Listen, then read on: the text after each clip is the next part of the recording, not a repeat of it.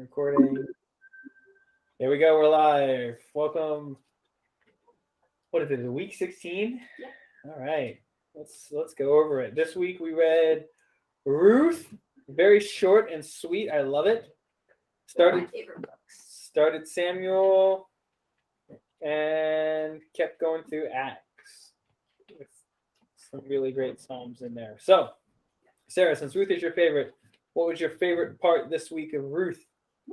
I love how Boaz becomes the Redeemer because it shows the later how Christ is our Redeemer. I love that ability to kind of foreshadow. Yeah. So, I mean, we read in the law how redeemers are supposed to work, right? Like, Right. redeeming was a thing built into the law. But we don't see it frequently. Well, but my point is it happened very frequently. That's right. It's cool that we get the historical example, but to them, redeeming just made sense. That's fair. Well, no, it's important. It's more than just like cool example, right? God set it up so that Jesus' example would be understood, right? It's cool that we get to understand it through the story, but hopefully they would get to understand it through like real life. Like that was every day. What's cool to me was Boaz like not being the redeemer. He was close, but Right. wasn't the redeemer, and being willing to step up and be smart and shrewd about it to redeem them, being willing to, and to redeem them to take care of them rather than to redeem them just for the cheap land. Right. To get property. Yeah. One thing I don't understand is her sleeping at his feet. Like I don't get. Is that like a cultural thing? I'm sure it or was. Pre-marriage, or I just don't understand why Naomi had her do that. Uncover his feet and sleep by his feet, and then do what he tells you to do. Well, cover his feet was probably so he got cold and woke up, and then just be there so when he wakes up, he's like, "Yo, why are you here?" Possibly. I feel like there's probably something more to it. I am sure that it means way more than that, but that's what I'm gonna believe. I mean, given his comments about make sure nobody sees you Right. living here, he's attempting to protect her reputation. Yes. So at that point, she's essentially put herself at his mercy and has ruined her reputation for him. Because there is no witness to guarantee what did or did not happen. It was just a really interesting thing that Naomi's very specific about what she tells Ruth to do, but we aren't given the explanation behind it. Yeah. It's cool that she just trusted it and did it. Yeah. Yeah. As a kind of odd contrast, just because I'm still in Easter mode a little bit to this, with the whole Stations of the Cross thing that we did, it's an interesting contrast to like the English major and me would be writing papers on the Redeemer and setting up the Redeemer for the widows and everything here, as it's compared to when Jesus set up somebody to take care of Mary. Yes. As well. Mm-hmm. I'm happy that the Redeemer set up somebody. I think it was James. I think it was James. It was. Yeah. But it wasn't until we were like doing the Stations of the Cross thing last year that I even like understood the significance of what was going on there, that he was making sure that she had someone who would be like her son. What's really weird is that Jesus put John in charge of his mom instead of one of his brothers, which is who it should have gone to, like James or Jude. Yeah. Oh, so it was John, not James? It was John. John was the disciple he loved, who he put in charge of his mom. Okay. Oh, okay. I thought it was James. I couldn't remember who it was. My brain is also still in Easter mode. I thought it was interesting in actually we're talking about Boaz. We'll keep talking about Boaz and then I'll go about my interesting stuff. Matthew 1:5. Salmon, the father of Boaz, whose mother was Rahab. Is that Yep. Rahab? Mm-hmm. The Rahab? Yes. Rahab the prostitute from Joshua. Yeah. Yes. So Boaz's mama was Rahab. Yeah. Yep. His mom, like it was one away. Like he was effectively a foreigner too. which is Probably probably why he cared so much. yeah, and why there was people closer than him to be Right. the Redeemer. But that's But all. it's interesting to see those quote foreigners in the family line of Jesus. Yeah. Well, because even Ruth is a foreigner. Right.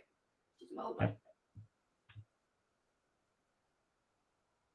But she Well, actually, the Moabites were still related to the Israelites because they were the children of Lot, correct? I believe Yes. so. Yeah. I think that's So there was at Midianites least were a other. genetic connection, but not with the other Canaanites. So Rahab would have had no real connection with them.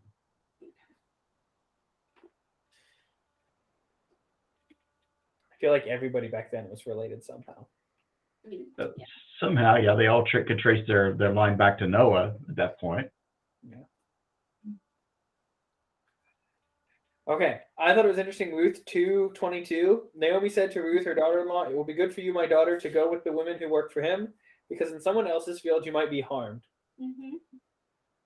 Like again, we read about this in the law, like and in I don't remember if it was Psalms or in the New Testament, but it's like righteous people don't trip the blind and don't steal from the poor and don't hurt the or oppressed widows. Who was going around doing this? Like, why was this a worrisome thing that this widow was going to be harmed for picking grain?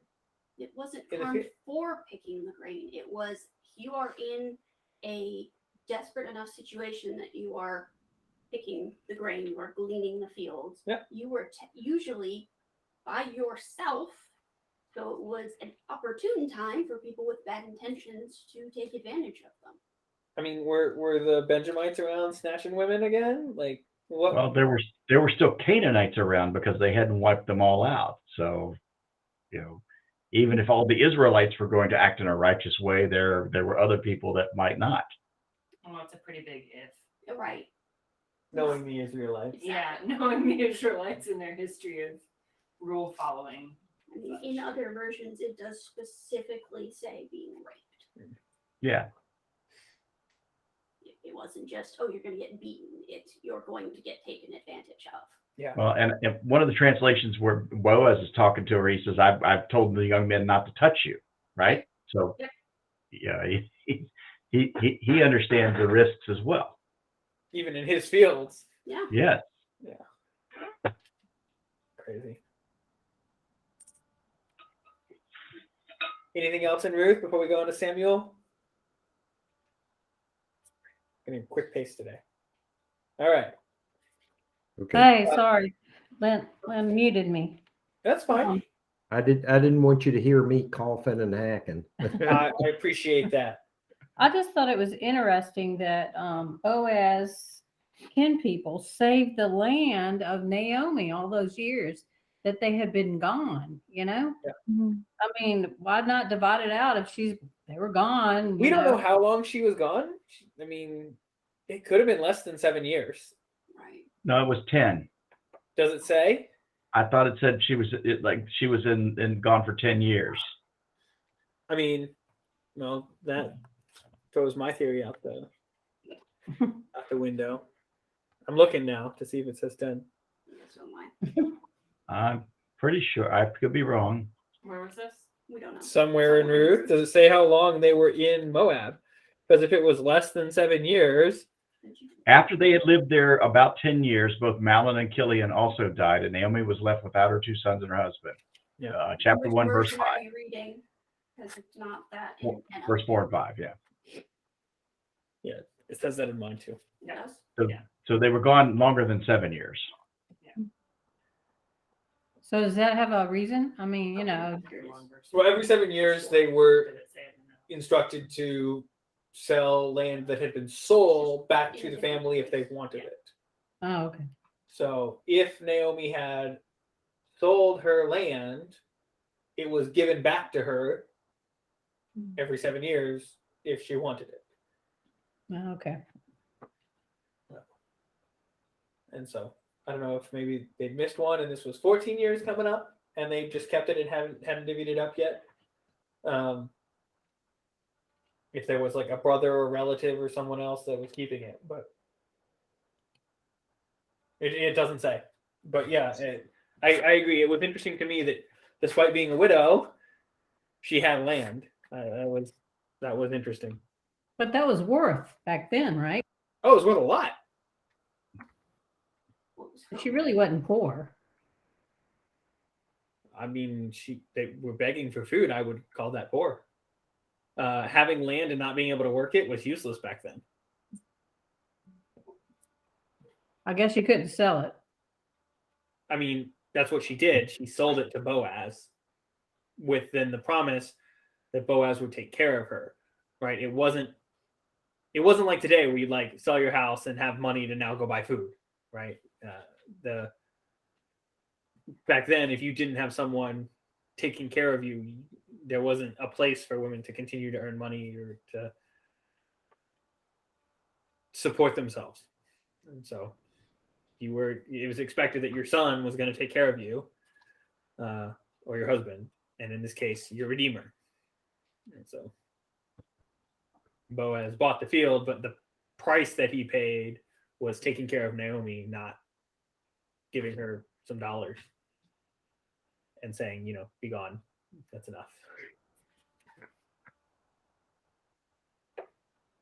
In fact, I don't know if he even paid Naomi for it. He probably paid whoever it had been sold to in the first place to redeem the land. Right? No, that's not how Boaz presents it in the city gates, right? Go to chapter 4 or 3, maybe. Wrong one.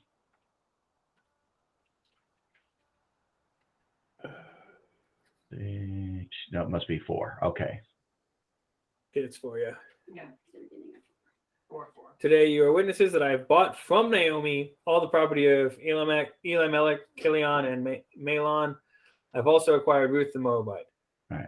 Although, this is also Verse 3 weird. says Naomi has come back and is selling a piece of land that belonged to her relative Elimelech. So she inherited the land from her husband. It's tenants in common kind of law. But so when she's selling it, it would have, when her husband died, the land would have been divided between her sons, right? Because they would have been the heirs, and they're gone too. So now it's reverted back to her.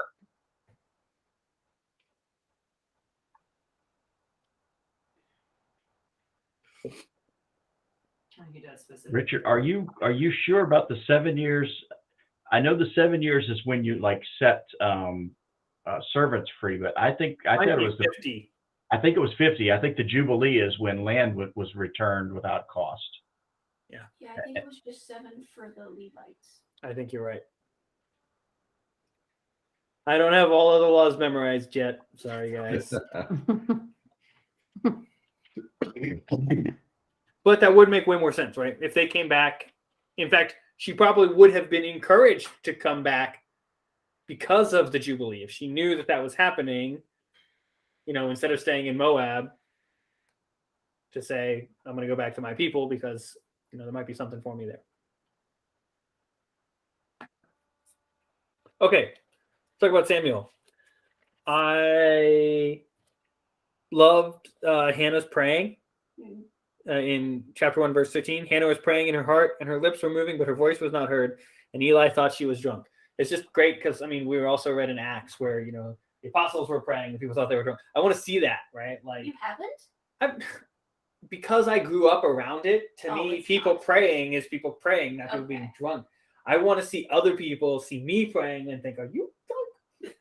Like, that's what I want. I want to have that passion so much that I confuse other people that don't know what's happening. Okay. One of these days, I think it'd be fun.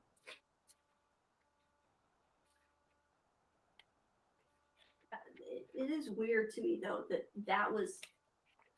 made more sense to him that she's drunk than that she's praying. That's a little odd in my brain. Yeah. She's kneeling down, right? No, it doesn't specify, does it? I just put that in there in my head. It happens. That's the picture I Yeah, got. yeah, It's her yeah. kneeling down. But yeah, I don't know. To me, it makes more sense for her to be praying than for her to be drunk. But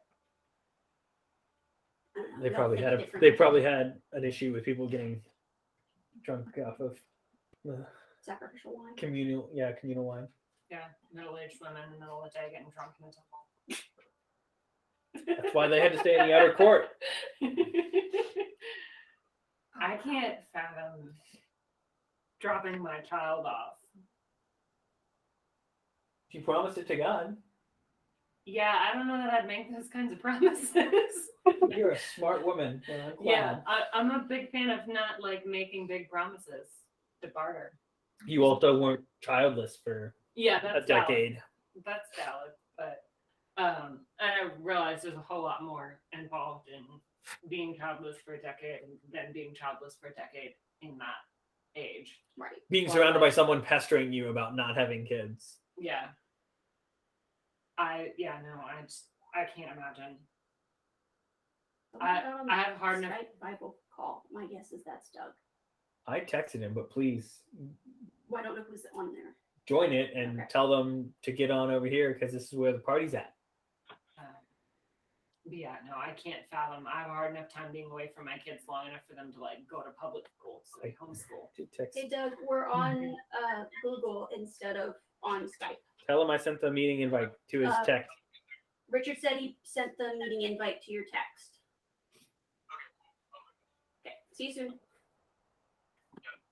Okay, bye. Yeah, I was- good text. I was kind of amazed that she took her son down there when he was weaned. Which she probably waited till he was like 3 or 4, Right. weaned.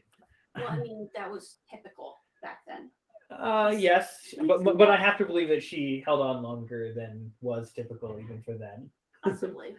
So I guess Eli's family took care of the child. Absolutely, yeah. Mhm. But the priest And regularly took care of widows and children and orphans. Yeah.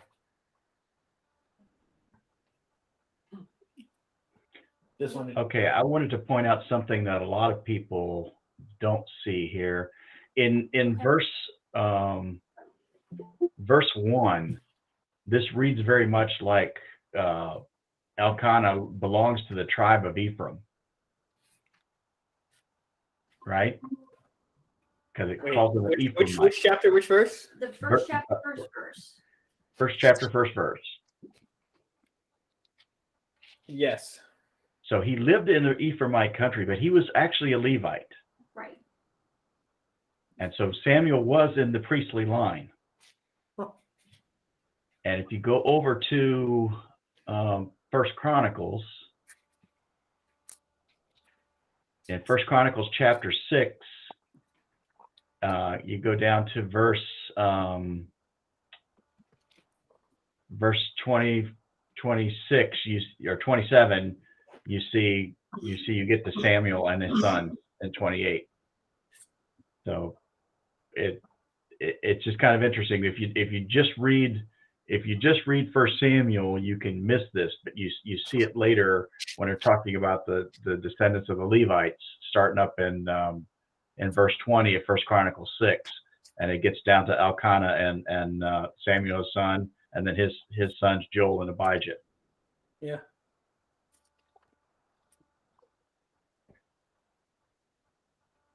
Who's Merari? Oh, one of Levi's other sons. Yeah. One's bad, one's- Well, it's just no. Levi. Levi had 3 sons: Gershon or Kohath and Merari. Other than obviously Aaron. Or no, wait, where was Yes, Aaron in that? Aaron is much further down. Yeah. But Aaron which was line was second. Aaron in? Is what I'm saying. Oh, that I don't know. Aaron was in Levi's line, but I think he was in Merari. Gershon, Kohath, or Merari? I think it was Merari, but I'm not sure. It doesn't make it to him. I guess everybody else just knew. Didn't need to write that one down. Anyway, I found it very interesting that the line for Gershon stops at Samuel in Chronicles. So either there weren't more and Chronicles was written by Samuel, or the line they stopped carrying after Samuel. Yeah, so Aaron was in Kohath's line because Amram was his father. Okay. I think. Yes, Amram was Aaron, Moses, and Miriam. There Right. it is. I missed it because it was indented weird. Fair enough. Yeah.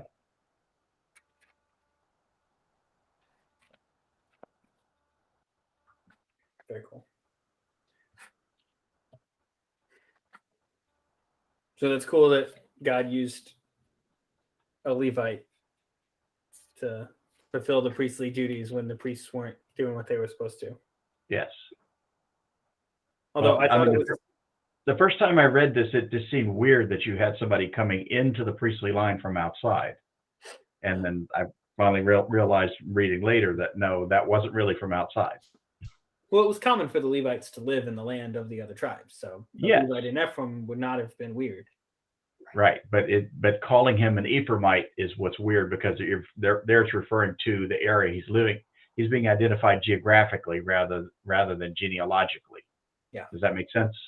Yep. Yeah. Okay. Mine just says he lived in that area. Mine does though. too. Mine does not say he's an Ephraimite. Yeah. I thought it was cool in chapter 3. It said, "In those days, the word of the Lord was rare. There were not many visions." And I just it was interesting to me because God was there, right? He was active. He was clearly doing stuff. He wasn't hands off here, right? He was working through the judges. He was working through Eli when Eli was doing what he was supposed to, and clearly getting ready to work through Samuel. But I don't think people were noticing, right?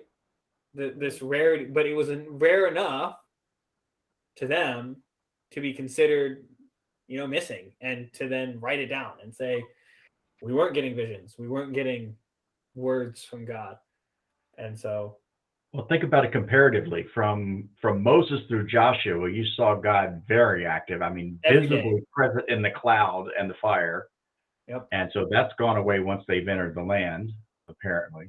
yep, And you've also entered a state in the time of the judges where the people are living in apostasy, right? They've kind of fallen away from the laws, and after the elders that followed Joshua were dead, the people were kind of doing their own thing. but God let them keep doing their thing rather than showing up on another cloud and yelling at them. Yeah. And they, at least the God-fearing ones, recognized that, right, and wrote that down, right? God seemed absent and was rare, when in fact God was still there waiting for them to turn around.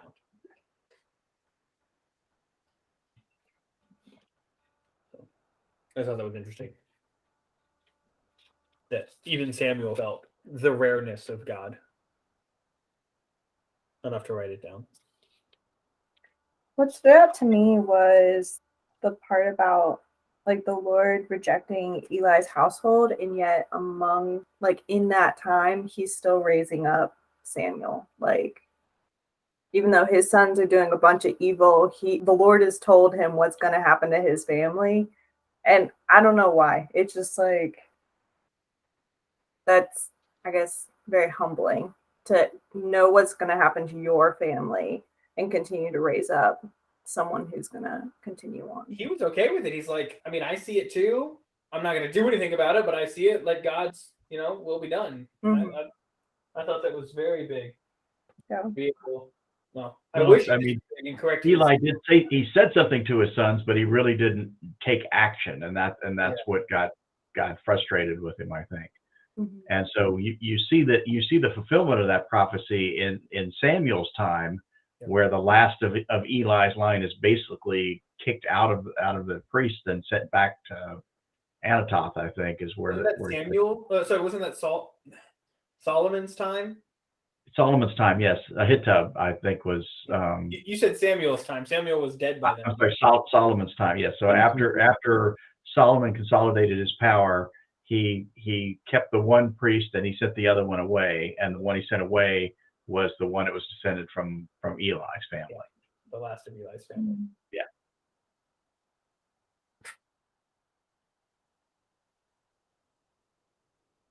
I thought it was interesting. I'm skipping a little further ahead, but when Samuel has sons, they do the same thing Eli's did. Right. Like, how Right. are all of these Yeah. judges and prophets so bad at raising up their kids if they were supposed to be raising up all of the people of Israel? So go back to your email and paste the link and see if it's different. Sorry, Doug, you're not on mute, but Sorry. I will check my email after this. So Richard, you asked this question once before, I think it was last year, but you see this pattern in the kings of Judah where you've got a good king and then his son is rebellious, and so like Hezekiah is a good king and then Manasseh is terrible. So that pattern of rebellion from children doing the opposite of what their parents do follows throughout history in a lot of things.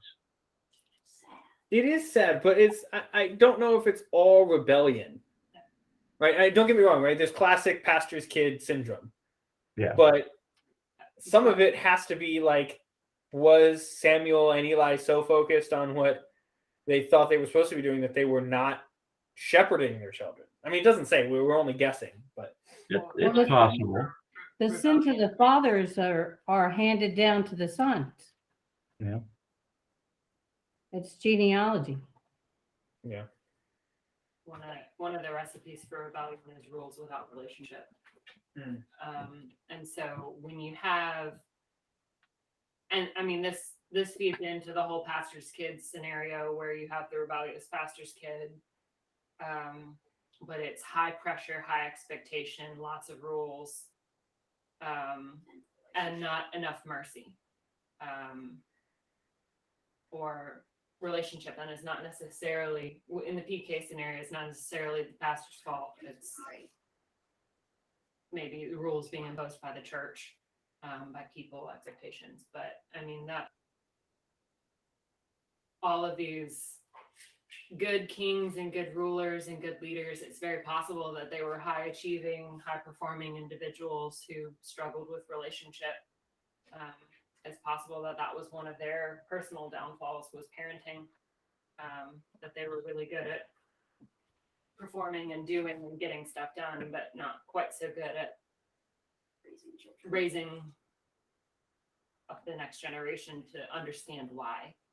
Well, I mean, David was a good king, but he was a horrible father, right? Yeah. He probably did a decent job with Solomon, but you don't know how much of that was also Bathsheba rather than David. Dads in those days tended to be a little more disengaged, Yeah. and moms raised the kids. So Yeah, it blows my mind every time we read it. You're right, I talked about it last year, but every time we read it, it's like, why were the best of the best? Like, why couldn't we have like just 2 in a row, right? there's a few places where there's 2 or 3 in a row, but not many. Not enough. Yeah. Not enough yet. That's got to be the largest problem with kings then. Like, we know your son's going to be bad. Why do we have to put up with your son? I mean, the judges weren't doing any better, but That's part of the problem. I thought it was really cool when the ark got returned to the Israelites, especially when they like took the cows and tied up their calves. Like, surely it's going to come back to us, and the cows are just like, nope, we're plugging it to Israel. That's how they knew it was God. I feel like the tumors and rats should have been a big clue, but Could have been seen as bad luck. yeah. It all 3 places the ark happened to show up. I agree. Why do you think it was left in Kiriath Jearim for 20 years? Where was it supposed to be? Did it have a home? It was supposed to be in Shiloh. That's where the tabernacle was. That's where Eli died, and it just nobody took the time. I mean, there was a lack of leadership in general in Israel during those days, right? Until even during Saul's time, he was more concerned about the battles and everything than getting that. So until a time of peace came in David's reign, it stayed there. Yeah. Well, even when did David bring it to Shiloh, or did he bring it to Jerusalem? He brought it to Jerusalem, but he brought it first. He brought it to the home of Obed-Edom because They failed. Yeah. Uzzah was killed, and because he was trying to move it on a cart instead of by having the Levites carry it. Yeah. Then when he finally figured out how it's supposed to be moved, they were successful in getting it back to Jerusalem. Yeah. So the ark stayed in Jerusalem in a tent that David pitched, but all of the rest, in Solomon's time, you see that the altar is still at the high place with the tabernacle. And so all that stuff didn't get kind of consolidated until Solomon built the temple, and then everything was sort of brought back together in one place. Finally, yeah. Yeah.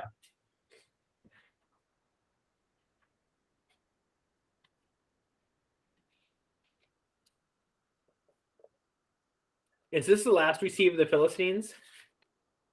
Because it says in 7:13, so the Philistines were subdued and they stopped invading Israel's territory. Is that a temporary thing? I don't think I remember reading any more about them. Is this actually No, the Philistines? The Philistines are around throughout, so they Oh yeah, David fights And Goliath. There are some theories out there that the Philistines are now just Palestine. Yeah.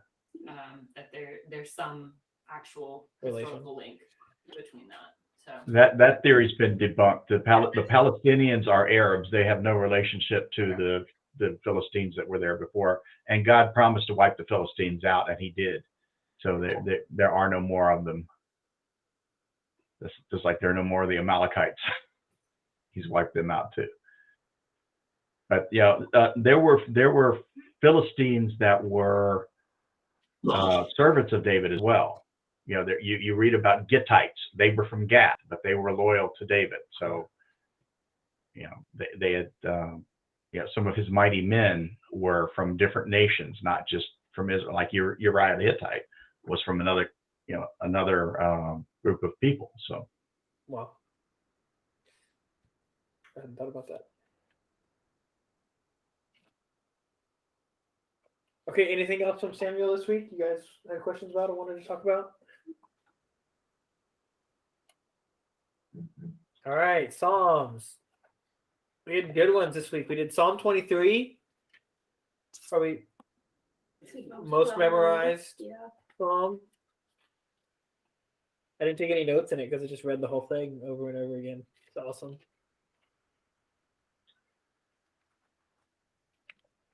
Highly recommend. Did anyone have anything on Psalm 23? Oh, no, I know. I feel like it speaks for itself. just that it goes together with Psalm 22 and Psalm 24, that they are kind of a package.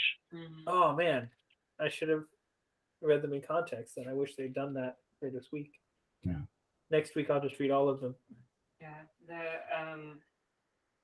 even the way that 23 and 24 are written as poetry, Yeah. they match to some degree.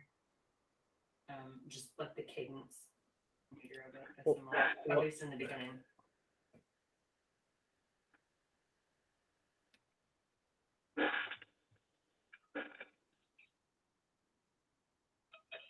Not all of it. Yeah, and 22 is my God, why have you forsaken me? Right.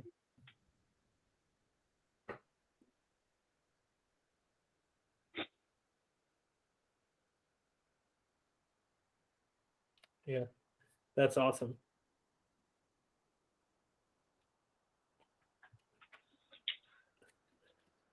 Sorry, I was reading it again. Okay, what else do we read? Was it 36? 37. 37. The downside to my stickers. I thought this was cool. Verse 21, the wicked borrow and do not repay, but the righteous give generously. Again, it's weird to me that there would be people that want to borrow and not repay, right? That would cross their mind. Again, like it's weird to me that people would go take advantage of widows gleaning in a field.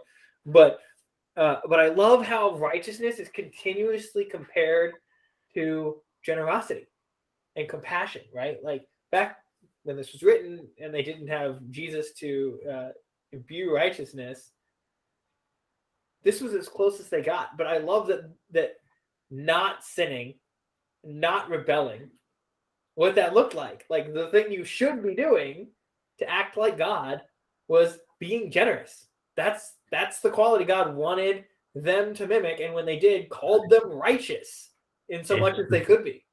Remember, it's the second most important law. Love your neighbor as yourself. What did Jesus say, right? Do you have it? Yeah. And It's cool to see because yeah, I have this heart, and so I love being generous, and it's cool to me that I mean, I get that doesn't earn me righteousness, but it's cool now to like look at it and be like, hey, every time I'm doing this, I'm doing a thing that I know makes God happy, right? It doesn't just make me happy. It's not just fulfilling. It is actually what He wants, right? When people are like, what should I be doing? Go be generous. Like that's it. That's our calling.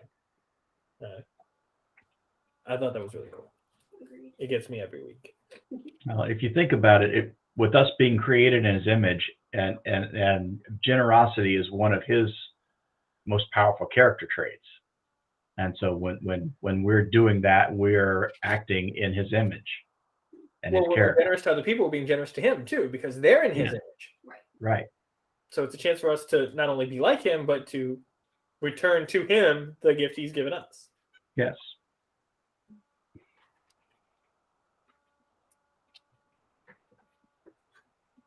All right, we read 120.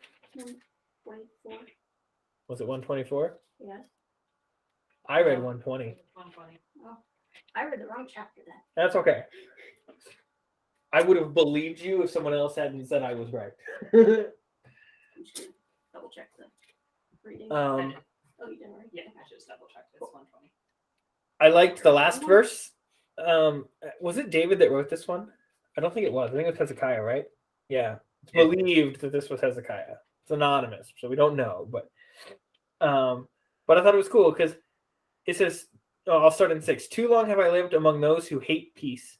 I am for peace, but when I speak, they are for war. Yeah. Everybody wants to fight me, but I just want peace. And I saw a little bit of God's heart come out here, right? We just read a whole lot of the Old Testament.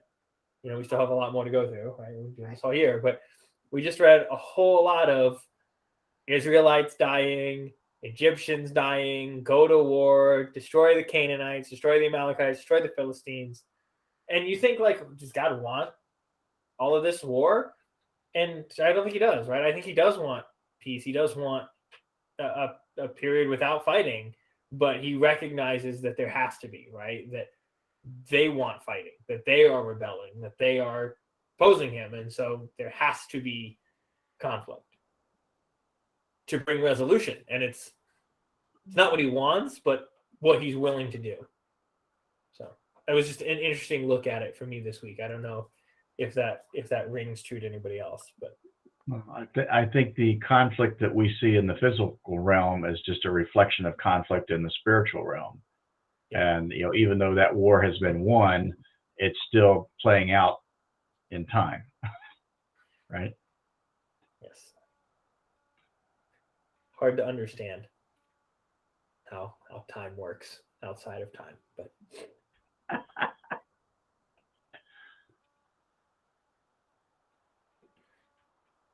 did anyone have thoughts on any of the Psalms this week? Let's jump over to Acts. Did we do 3 this week or 4 this week? Where did it start? I think it's 3 to 7. Okay. So, yep. So we see Peter heal the beggar. This had me thinking, right? In verse 21 of chapter 3, he's talking about Jesus and how the priests had them killed, and how it's part of God's plan. It says, "Heaven must receive him, Jesus, until the time comes for God to restore everything, as He promised long ago through His holy prophets." And so we were just talking about this, Dad. Time.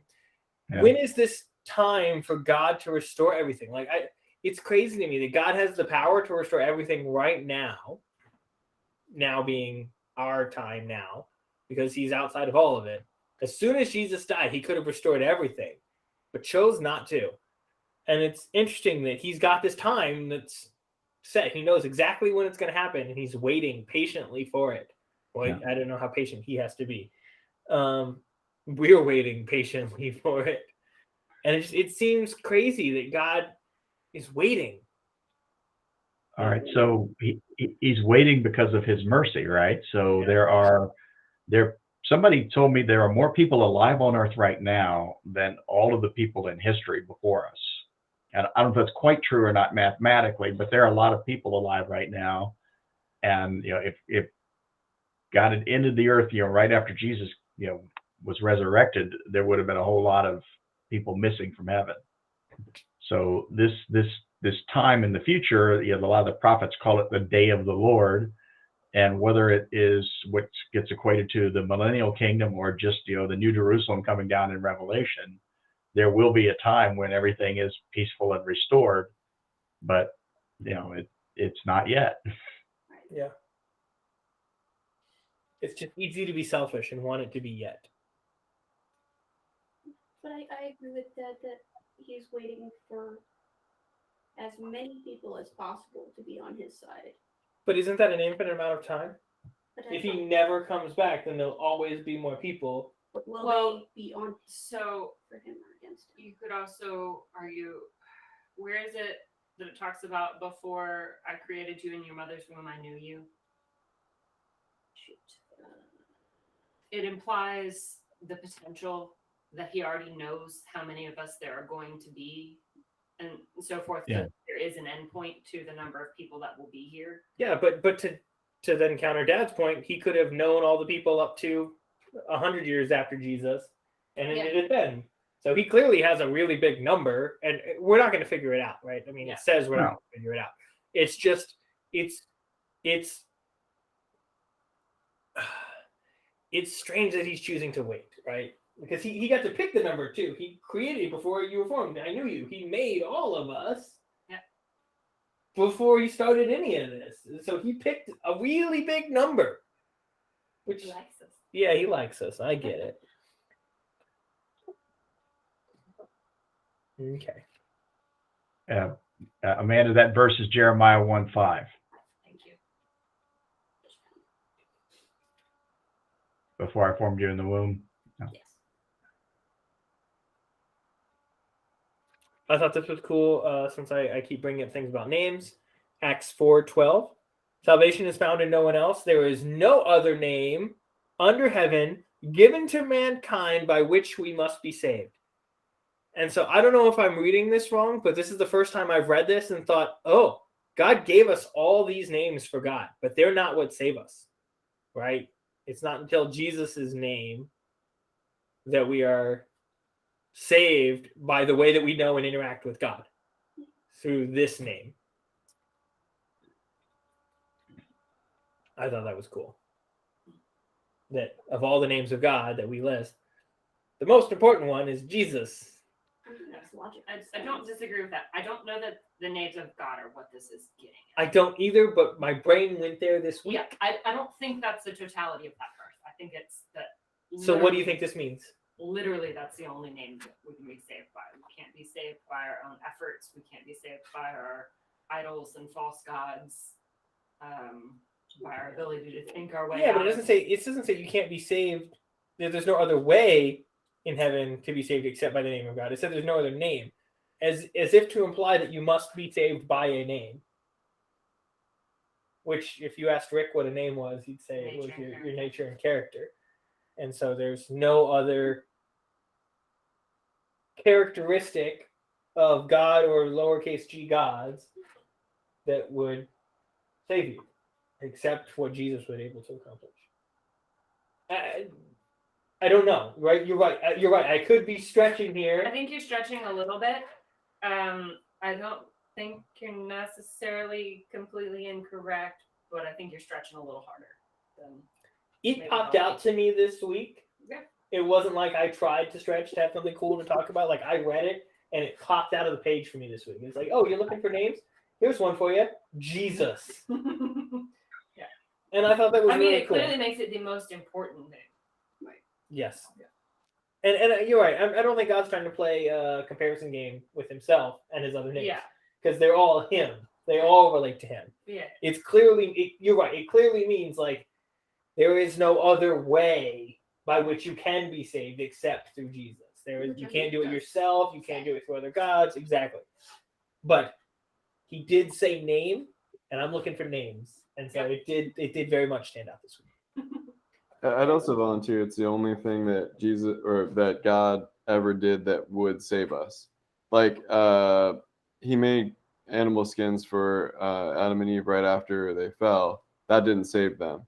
He did lots of other things between that point and Jesus. None of that saved them. It was all just basically laying this intricate prelude to the action that's the person, and all that's wrapped up in what I think name. It's like you're talking about this person with his name, but it also identifies with what he did. Mm-hmm. I don't know if that means anything, but Makes sense. it's the only thing God ever did to save us, I guess. Agreed.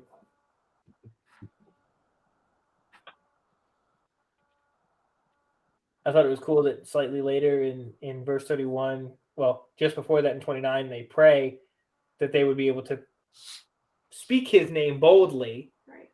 And then it says, after they prayed, the earth was shaken, they were filled with the Holy Spirit, and they spoke the word of God boldly. It's got to be the fastest turnaround on prayer in the Bible. They're like, God, we want to pray boldly. Do it. I love that. But if you're ever feeling not bold, just pray for it. God likes sending boldness. Is boldness one of the fruits of the Holy Spirit? No. I know it's not actually, but does one of them relate to it? Love, joy, peace, patience, kindness, goodness, gentleness, faithfulness. No, none of them. But apparently the Holy Spirit does bring boldness. So if you need that too, you can ask for it. It may be a gift, but not a fruit. There you go. There you go. At the very least, it's an empowerment. Yeah. We read about Ananias and Sapphira. I thought that was like, every time I read it, I'm like, did this really need death? Like, I get it. They shouldn't have lied. It was dumb of them to even try and lie, especially since there was no reason to lie. No one asked them to lie. But did that really, like, it seems super harsh. Like, first Sabbath breaker harsh. I connect this to Uzzah, being struck down for touching the ark. It wasn't a punishment for sin necessarily. It was in the Ananias and Sapphira's case, it probably is, but it's a lack of recognition of God's holiness. So I wouldn't say that Uzzah went to hell, and I wouldn't say that Ananias and Sapphira went to hell, but they certainly were punished and in this case made an example for the other believers. It's a pretty strong example. Yeah. Just bothers me because it was completely unnecessary for them to. Yeah, like why? He didn't take anything from Jericho. Well, and no one asked them to give all of their stuff. That was supposed to be a free will offering to the church. And other people were doing it, so they wanted to be like other people and give their stuff. But then they were like, we don't want to give all of it. But that would have been okay. Which is weird that they didn't feel like it was okay. Right. Because I don't know if that was just a pride issue or if the community that was being fostered back then said, if you're going to give, you have to give it all. I don't know, but I don't know whether they thought that way or if it was just, well, we want to seem like we're as good as everyone else, but we want to keep some stuff for ourselves. So does it make a difference whether they were punished for hypocrisy or pride? Then, really? I mean, it's obviously something wasn't right in their hearts. Right. That was right with others. So, Well, it doesn't matter because if you're setting an example, they have to know what thing to avoid. Who do you guys think decreed that they die? Say that again? Who do you guys think decreed? Like, where did that come from? I think it was God. I mean, I don't think Peter wished Yeah. death on them. No, God just struck them dead. Yeah. Now, Peter did Peter was talking to Sapphira. Sapphira, and he told her right before it happened that she was about to die. And it's possible that that was a case of like Jesus cursing the fig tree and him literally enacting life and death is in the power of life and death is in the tongue. It's Yeah. also possible that it was prophetic foresight. Yeah. He just knew what the Lord was doing and just shared it as it was happening. Yeah. I don't know. I mean, it definitely reads as if God did it. Right. Yeah. It doesn't say that he did anything. Yeah. Also, the actual sin was lying to God. Yeah. It says that in verse 4. You have not lied to men, but to God. So that was what Can you lie to God? they Well, you tried. can lie, but it's Not successfully, but They tried, and Oh. it backfired real bad. yeah. Saying So I so didn't- so my question earlier about pride or hypocrisy was the motivation, not the action. The action, Yeah. the actual sin was lying to God. The Yes. actual sin was the lie, and I mean, he even calls it out. He's like, "This was yours. You didn't have to like lie to us and say this was all of it while holding some of it back. Like it's yours to choose with. You could have kept some, and that was fine." You could have kept all of it. I was Yeah. about to say, Yeah, there was no requirement here. That's crazy.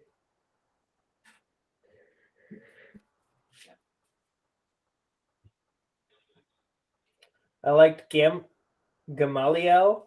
Gamaliel. Sounds right. Yeah. If it is from God, you will not be able to stop these men. You will only find yourself fighting against God. Yeah. You recognize this is the same guy who was Paul's teacher, Ah. I right? did. Where does it say that No. who Paul's teacher was? When Paul's giving his testimony, he talks about growing up in Jerusalem and being taught by Gamaliel, Ah. or Gamaliel, whatever his name Yeah, is. Gamaliel. So it's the same person. Nice. This is Paul's tutor. So he's obviously a very wise man, and he recognizes the spiritual circumstances that are going on right now. That you can do what you want, but you're not gonna. If it's God, you're not gonna change it. Yeah. They still make sure to whip him before letting him go. And then at the end of 6, they grab Stephen and they say, all who were sitting in the Sanhedrin looked intently at Stephen, and they saw that his face was like the face of an angel. Why not stop there? That's where I would have stopped. Hey, this guy looks like an angel. We should get some stones. Or this guy looks like an angel. Maybe we should listen. Yeah. I definitely would have gone with choice B. yeah. But you also wouldn't be blinded with jealousy and hatred and all of that other stuff. I And really be hope not. struggling with like, is it when you can't back out because you've already sunk so much into it? Sunk cost? Sunk cost, yes. Yeah, but Richard, they didn't pick up the stones at that moment. Stephen went on to poke the bear, right? He all of chapter 7 is him pointing out their history and then their sins. Yeah. I still probably would not have even had to listen at that point. I would have been like, you look like an angel. I'm probably going to, Back off now. yeah, this is enough for me. Dad, I don't know if you got a chance to see my video, but I found more yeah. inaccuracies in Stephen's message this week. Chapter 22, chapter 7, verse 22. Moses was educated in all the wisdom of the Egyptians and was powerful in speech and action. He was not powerful in speech. Well, he says he's not. He says he's slow of tongue and he stutters. But Yeah. So did he begin stuttering after did he lose his confidence when he fled from Egypt? You don't know about all the history, but there is that conflict between what Moses says about himself and what Stephen says about it. And then Stephen also says, through the angel appeared to him in the bush. Wasn't it God that showed up in the bush? Well, it says angel of the Lord in some translations, right? Okay. Well, I don't know if that means God or not, but I think it does in most cases. I just, again, I've been along with figuring out names. I'm trying to figure out what angels are doing this year, and I'd love to know: was it an angel in the bush talking to Moses, or was it God manifest in the bush? And is there a difference? Would it have mattered? Is one of the things angels do speak for God? I mean, they do carry messages, Exactly. So but the bush says "I" a lot. And Yeah. So that's why I think it's God, yeah. not an angel. Yeah. Yeah, they generally don't do that. Right. And So one of my favorite verses in the New Testament is verse 56.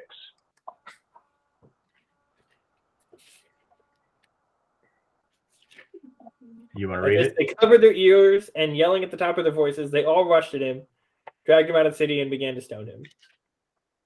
What? No, that's not right.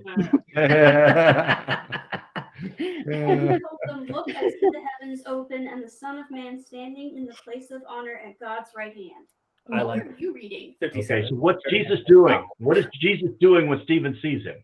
Sitting at the right hand of God already. No, he's standing. Yes. Why is he standing? He stood up to receive Stephen's spirit as an act of honor. Jesus is seated at the right hand of God, but he stands up for this. Isn't that cool? Yeah. He's probably doing a standing ovation. Maybe. Could I digress a minute? Please. Chapter 5, verse 15. It says, I just thought it was really neat that the shadow of Peter could heal people. I mean, he didn't have to touch him or anything. His shadow was healing people. I mean, they do the same thing with like the cloak of Jesus and even some of, I think, Peter's clothing too. You know, Yeah, but when this the is a spirit was shadow. on you. What'd you say? This is a shadow. I mean, you know. I mean, when the spirit's on you that thick, you walk in healing. yeah, I mean, I don't remember who it was. I was talking to somebody about Chi Alpha had several prayer nights at our church leading up to Easter, and one of the speakers that came, somebody was telling me who he was, and she was like, "The Spirit of the Lord is so strong on this man. When my eyes were closed during the service, I could feel him moving across the room towards me." And sometimes the Holy Spirit is just that intense that, I mean, you don't have to be that close. I mean, I experienced that as a kid, not really completely understanding what was going on, but I can remember walking into a church where a revival service was going on. And it was like walking into like a mist, like this thick, heavy curtain where literally everything emotionally got more intense. Like there was this spiritual intensity to it. And I mean, it's the same Holy Spirit. It's just, it was on him and moving with him rather than, you know, filling a whole place. So yeah, it'll do it. Mhm. It's cool though. It's the same Holy Spirit we have, by the way.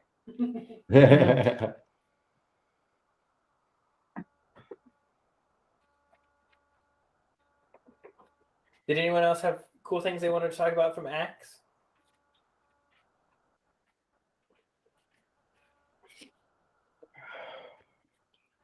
Did we do it? Did we finish before 9?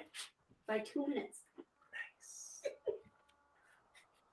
All right, I'm gonna kill the recording.